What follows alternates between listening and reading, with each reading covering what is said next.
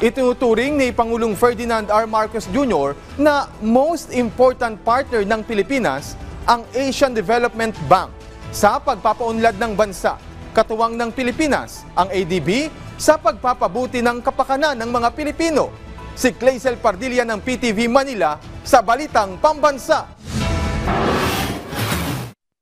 Pinagtibay pa ng Pilipinas at ng Asian Development Bank ang ugnayan para mapaunlad ang ekonomiya ng bansa.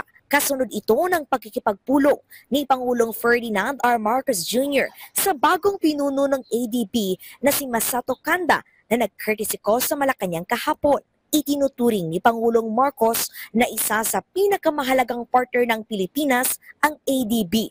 Ang ADB ay isang regional institution na nag-aabot ng tulong pinansyal at teknikal sa mga bansa sa Asia at Pasipiko para mapabuti ang ekonomiya, infrastruktura at kalidad ng buhay. The development that we have achieved that have been assisted by the ADB is the most important project that we have had in the Philippines.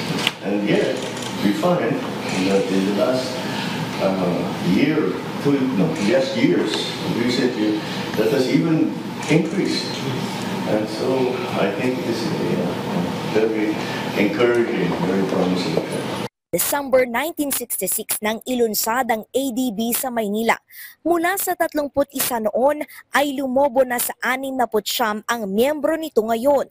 Katuwang ng Pilipinas ang ADB sa mga programa at inisyatiba na magpapabuti sa kapakanan ng mga Pilipino. Kabilang ang paggawa ng MRT Line 4 na sinasabing magpapaluwag ng trapiko sa Metro Manila, Bataan-Cavite Interlink Bridge na magpapadali sa transportasyon mula Central Luzon patungo ng Calabarzon.